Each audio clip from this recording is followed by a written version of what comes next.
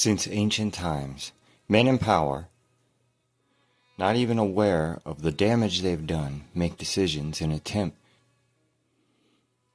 to maintain an illusion,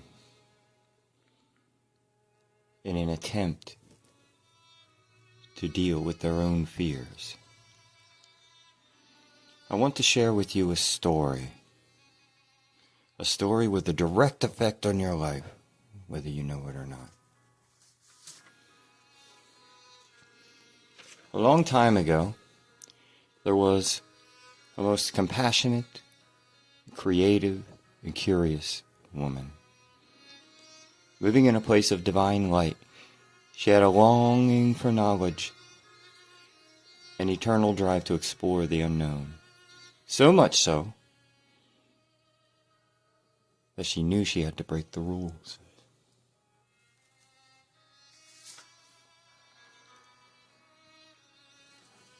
In breaking these rules, divine law, she had to transform herself into a different state of being. This state of being would in part be accomplished by descending into denser vibrations. She gave birth to a son who was born into this denser vibration, but still wielded some of the powers, some of the abilities of the divine realm. Her son created a world, a new world of his own, and claimed to be the true God of it. Her son was in fact unaware of his own true origins, though he did have real power. However, the world he created, since connected through lineage, was then occupied by beings who themselves carry with them the divine spark. And then the sad illusion, like himself, this God, of separation, a world of duality, was then born.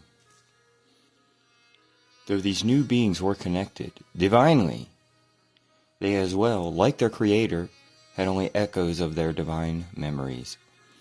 These beings, humans, engaged, understandably, in the business of surviving in this world, the physical world. It's full of challenges, after all.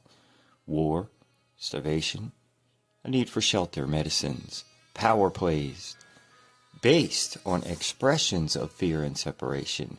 As difficult as being human is,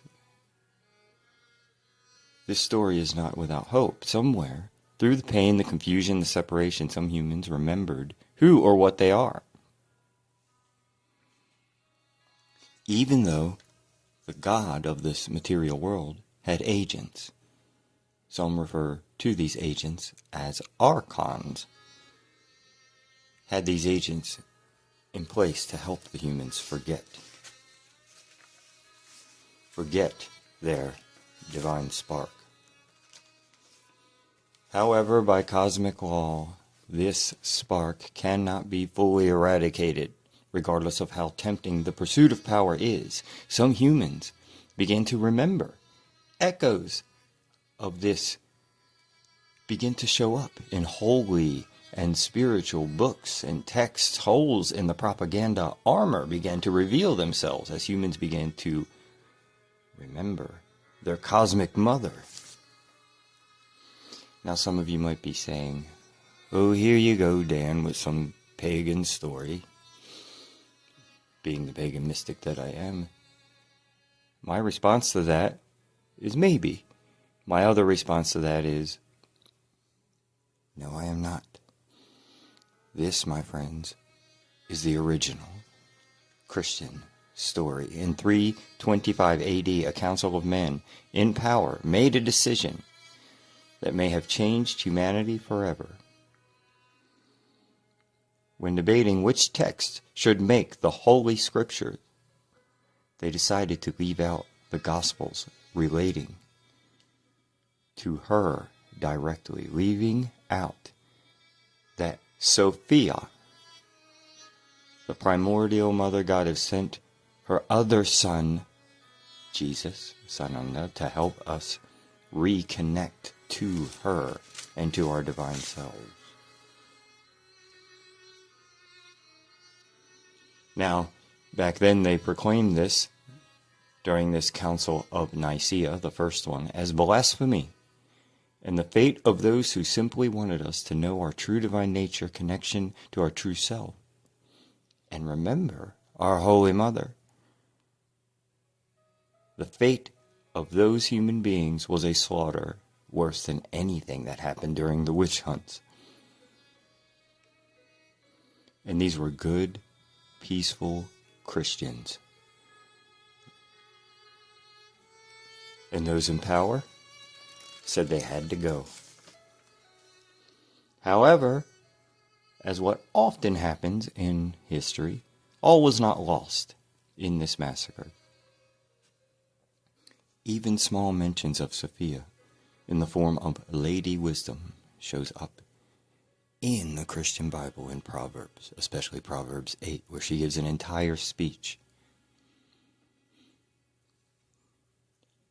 Why is this story important, you might be asking me? The revolution is finally... For part 2, I decided to go on location here. I'm at what I call the Temple of Artemis here in Hagerstown, Maryland. Maybe you can hear the water fountain behind me. So why is this important? This isn't just, folks, another myth or another story. This, my friends, is about the power of propaganda. Do not underestimate the power of propaganda by frightened individuals, maybe afraid of losing their tenured position as priests who hold authority. Sadly, they would not have. People still, just by human nature, want spiritual guidance. It's just how we are. But this fear led them to censor out, to cut out on the cutting room floor, a crucial part of the holy spiritual text that so many people believe and engage in.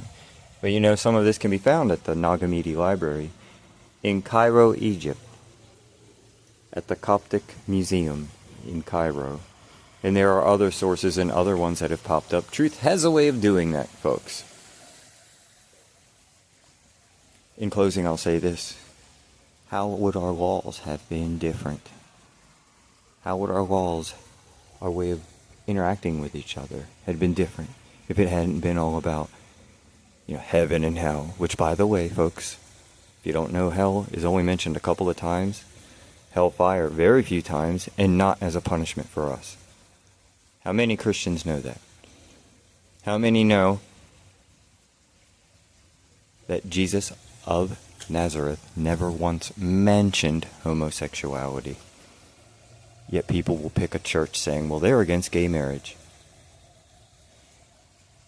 This is the power of propaganda. They're quite literally engaging in a faith that they believe in. I think it's good that people believe, actually. I even go to church myself. Maybe for a chance to see her, Sophia. After all, she's still in the book of Proverbs by accident.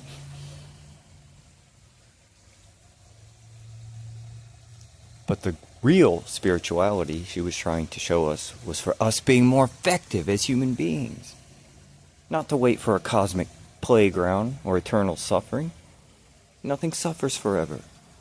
Nothing in nature suffers forever. It's not the way it works. To a rat, a snake may seem cruel, but it's just being a snake. It'll make it strike. The rat, yes, will be in pain for a while, but then it's over. There is no eternal suffering anywhere given to us as a sign in nature. It doesn't matter what spirituality or zero spirituality you are. The point I'm making today, because on Main Street Universe we're always talking about effectiveness on Main Street, is about propaganda and how powerful it could be.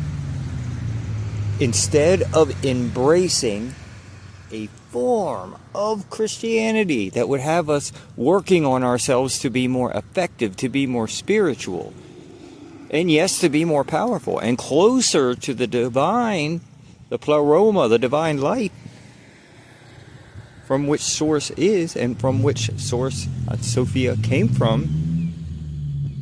Instead, they would have her rather be frightened,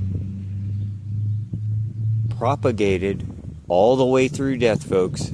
And that, my friends, is a lot of control and a lot of power.